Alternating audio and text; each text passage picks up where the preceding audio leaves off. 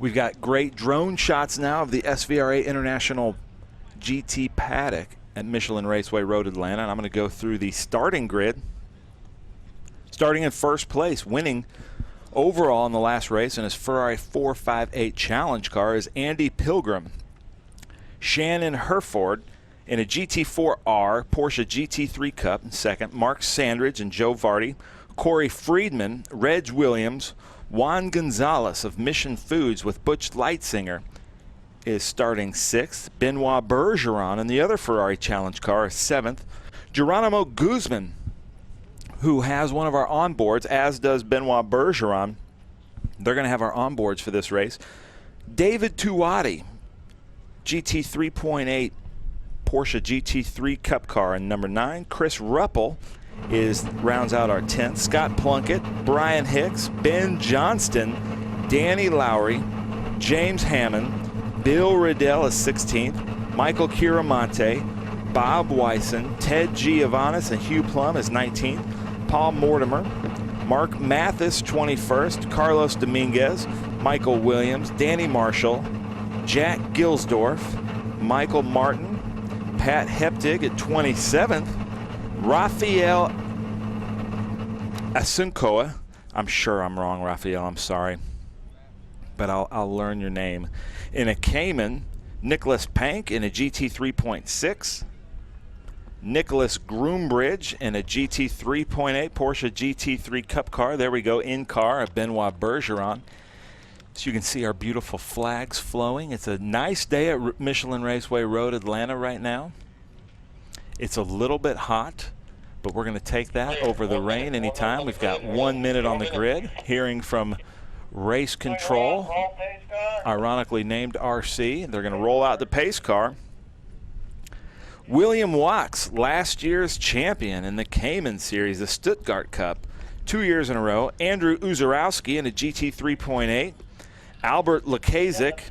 Russell Wittenberg is 34th. Michael Clark 35th. Nicholas Carangellen 36th. Jerome Jackalone, Joe and Joey Sullivan, and Bill Erin at 39th. Now, I did not read the name of Tom Pank. He had an off in the earlier practice, got his car back going. I saw him drive to the grid. Tom Pank is usually one of our fastest. In fact, I run the social media, help run the social media with International GT, and our highest viewed video was Tom Pank had to start at the back of the grid. There he is there in that bright green car. So he's out.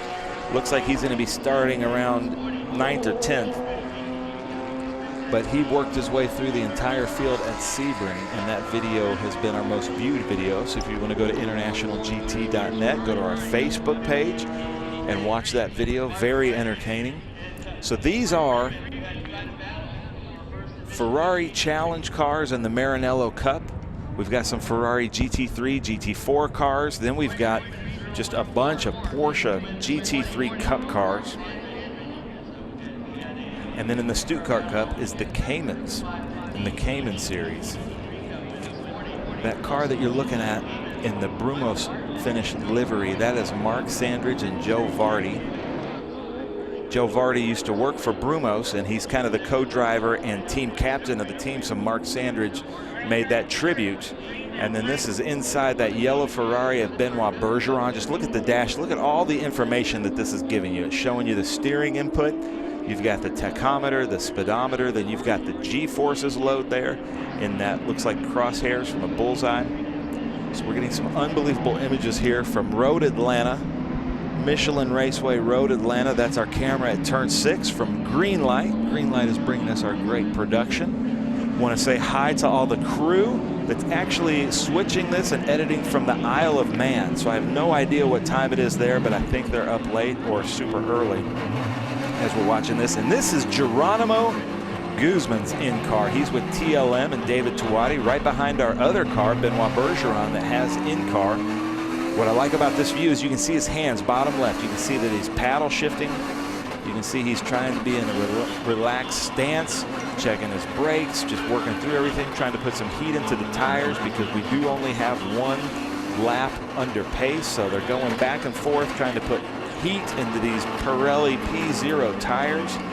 of International GT, Pirelli being one of the marketing partners with International GT. Hopefully in a little bit, Ken Fangler, the principal of International GT, will be up here with me, adding some color and some stories.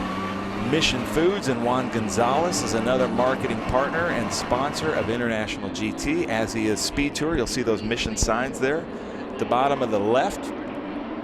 Interlaken Inn at near Lime Rock Park, another fantastic marketing partner of International GT, as is BRM Chronographs. As they come around 10A to 10B up the hill, the lights are out in the pace car. I've heard from race control, and we're going to go racing. Let's see what Andy Pilgrim can do on Shannon Herford.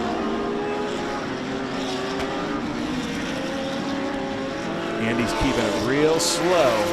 Going to try to get a good drag race, and now it's already 3 wide.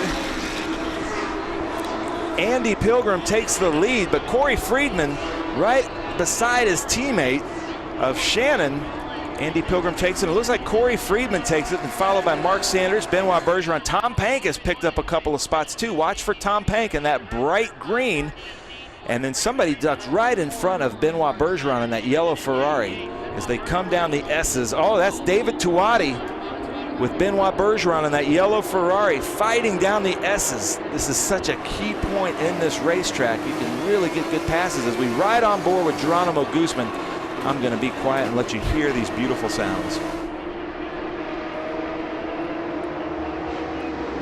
Here comes the field of 39 beautiful Porsches versus Ferraris, 2 of the most iconic nameplates in any kind of sports car racing, battling wheel to wheel out there as we get on board with Benoit Bergeron. You can see in the bottom right, you can see what his hands are doing. He's going up to 9,000 as his shift point on the RPMs. 180 kilometers an hour, 210 kilometers an hour. Now Benoit is Canadian, still on the metric system. As we come down the back straight into 10A, 10B, David Tuati takes it from Benoit. Benoit takes the outside. David takes it out. Benoit just a little bit too much input in his steering wheel there, as Tom Pank passing Benoit Bergeron right there over the hill. The cars get really light. Crazy pass right there as we have cars off over the curbs. David Tuati, Tom Pank, Benoit Bergeron. This is some good racing. And then there's Geronimo Guzman right there going up the hill, following Chris Ruppel and Eric Zitza. This is Geronimo Guzman following Eric Ruppel over the curb at 3. That thing can really send you flying down the S's. Lots of speed here, and then turn 5, our left-hander up the hill up here. This left-hander comes to you to really quick. Got to really hit the apex of that, or else you're off into that gravel into the right. Set yourself up for turn 6. This is the most important part of the track, in my opinion, as they come into 6, and then they got to carry speed out of 7 to set themselves up for that long back stretch. Beautiful cars here. Michelin Raceway Road Atlanta, and Michael Chiramonte.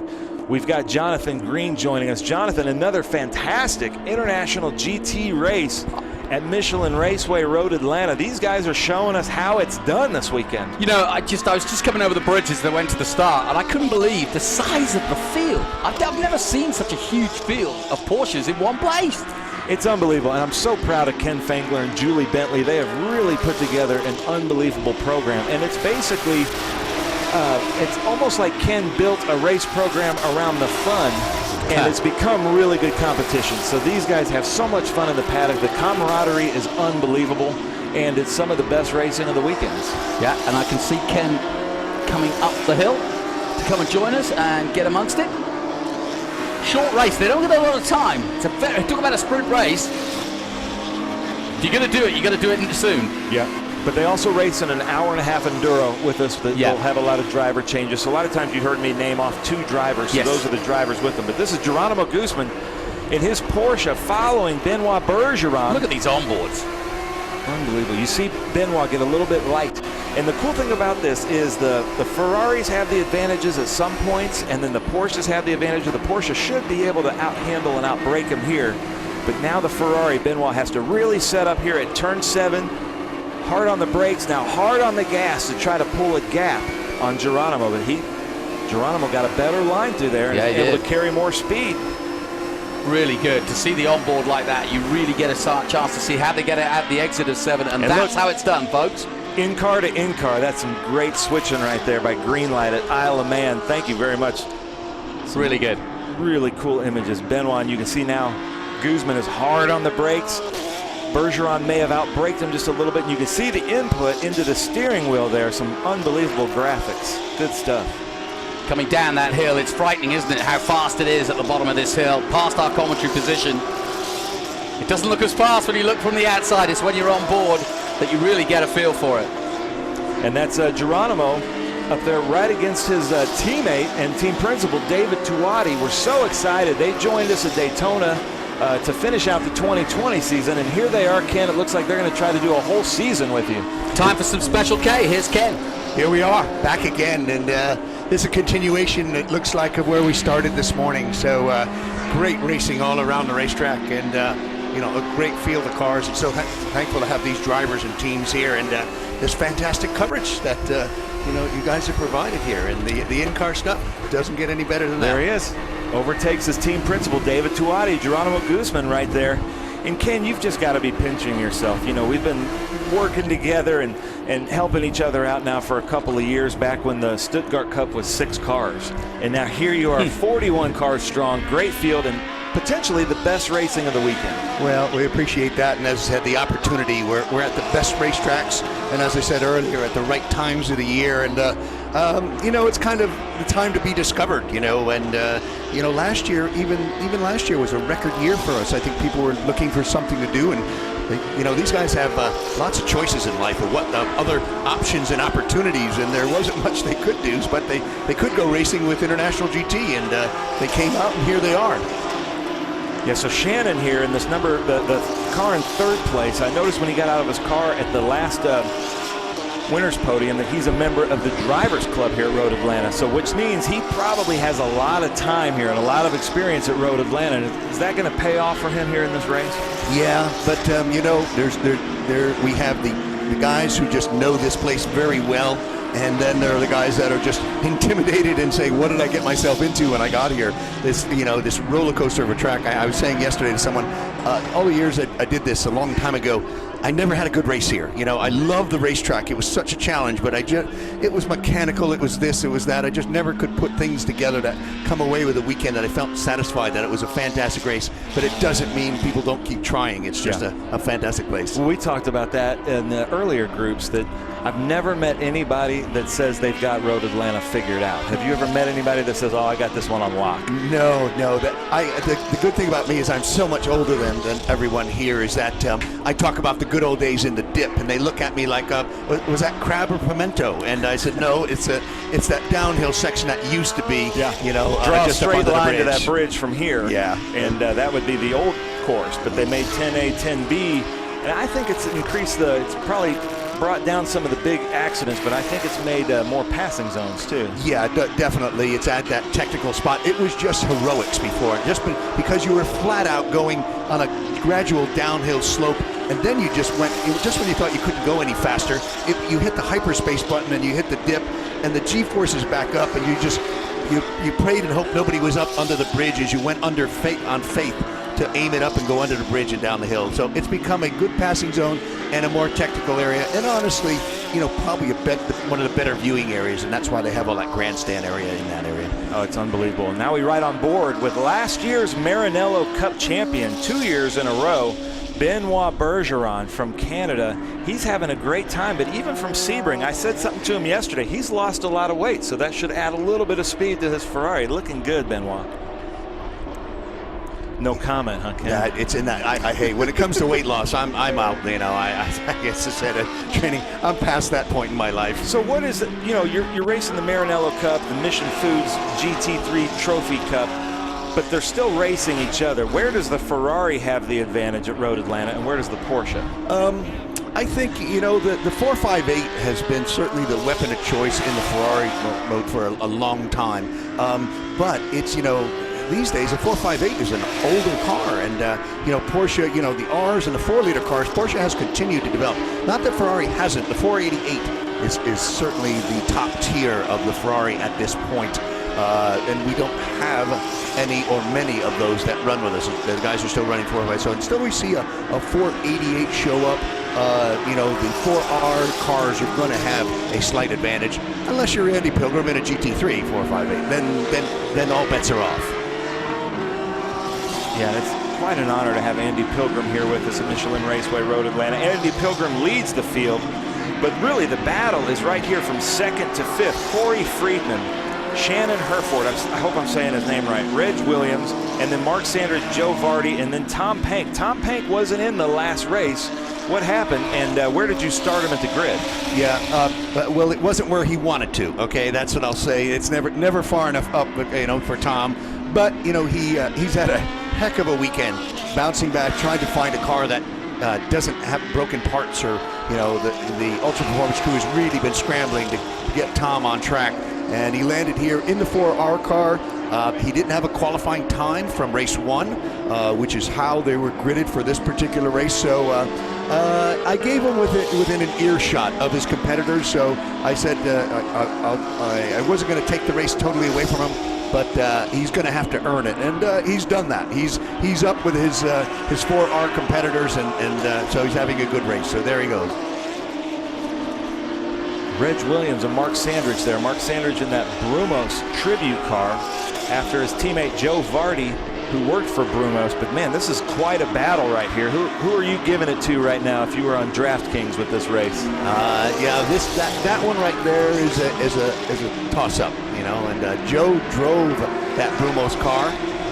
You know, but he was asked to step in when Hans Stuck was away in Europe, and so as a tribute to Joe, you know, he's got that Brumos livery on there. But you know, they all ran comparable laps. It may come down to, at the end, how they manage traffic, and we'll be getting there shortly. Yeah, there's some lap traffic here in the Stuttgart Cup, it looks like, and that's quite. Sometimes there's some luck involved with that, of where you can catch the traffic and almost set a pick between you and your opponent, somebody that you're racing with really quickly. And I did hear Andy Pilgrim got out of the car at the last race and said he really appreciated how much people in International GT watch their mirrors. And I know that I've been to your drivers meetings. You really stress that. Yeah, well, I can stress it all I want. It's taking action of doing the right thing, and you know, being predictable. It's not even just watching the mirrors; it's being predictable.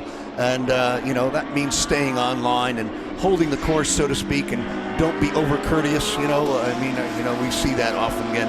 And I always say that when there is miscommunication and incident on track, the first 2 words I hear from drivers is "I thought," and that's where it all goes wrong. Good words right there. That's 7th place Geronimo Guzman coming up over the hill as we go in car. And just look at the undulation here. You can really see how hard he's working the wheel coming downhill. And it's tough to judge when you're coming downhill. You're carrying more speed than you want. Then you come uphill to this hard turn 5, this left turn, that you can really easily put it into that kitty litter on the right. And now you're setting yourself up coming into 6 and 7. This is such an important part of the track, and it also seems to be a part of Road Atlanta that people tend to forget about, because it's kind of hidden back there in the corner. But right here, you got to really carry a lot of speed, and we've seen a lot of people lose it there. Yeah, that's a tough one. The tendency is wanting to be over ambitious and get on the throttle too quickly, and you run out of track pretty soon in that particular corner. So discipline is really what much needed there in that particular corner, and to carry the speed down the straightaway. I'm not smart enough to convert these kilometers into miles an hour, but they're hitting pretty fast. Yeah, exactly. You know, I was in school at the time, I'll say it was the 60s, and they told us we were going to convert, you know, until the metric system. Jonathan, I hope you appreciate, as Americans, we've given up converting to the metric system. I hate to tell you. I just said, you know, I go, wait, why are we changing to their method? Why don't they just convert to ours? Exactly. We've been on the moon. Yeah, exactly. Yeah, whoever gets to the moon first gets to pick which system we're going to use. Oh, yeah. Well, that's it. Yeah, there you go. Yeah, okay. And there we see Andy Pilgrim between 6 and 7. Just methodically, Andy Pilgrim's a very patient driver, obviously world famous driver.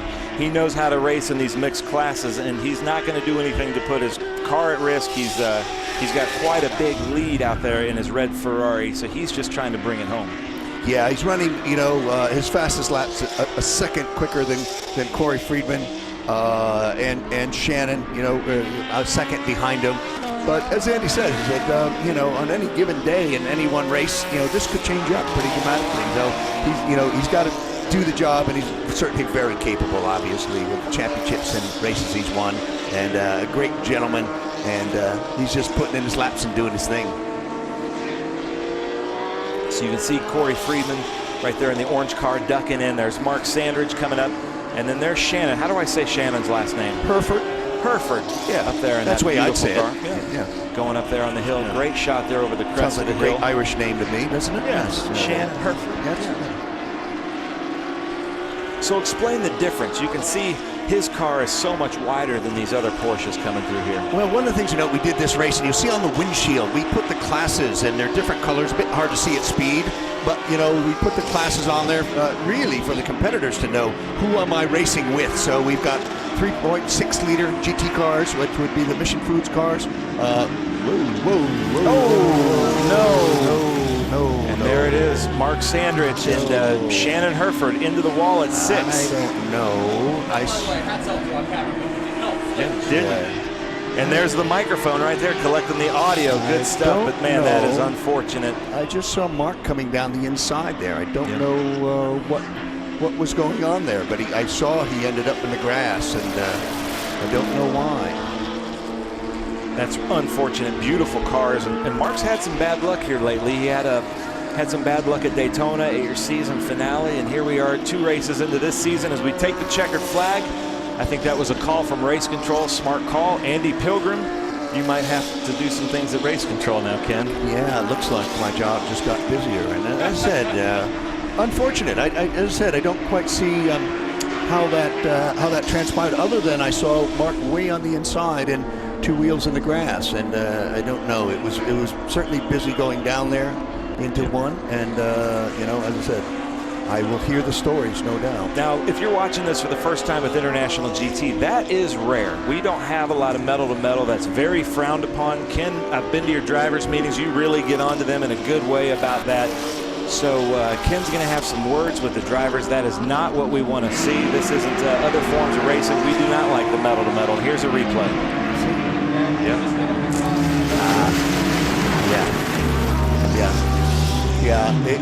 What you saw was the slower car being split there, and you know, there was just nowhere to go. I think Mark took that choice of going inside, and it wasn't the right place. I don't really think there. And Shannon, I think, was, you know, just seemed to be a victim of circumstance. Innocent bystander. Yeah. And that's a rare thing to see Mark Sanders make a move like that. It is. Yeah. As I said, he was going for it, but it was, you know, as I said, I think that we'll look at it a little closer, but at first glance, that's what I'm seeing. Well, Ken, congratulations. I know that's not how you wanted the race to end, but 41 cars here at Michelin Raceway Road Atlanta. You've come a long way, and it's just going to get better. Yeah, you know, it's we're at our max here. This has been a good weekend for us. The weather forecast and has been ominous all the way coming in, so we're thankful for every dry lap we have. And this was a good race, and we look forward to tomorrow morning's enduro. So fantastic, and thanks for being having us here as part of the Speed Tour event. Thank you, Ken. Thank you, Ben.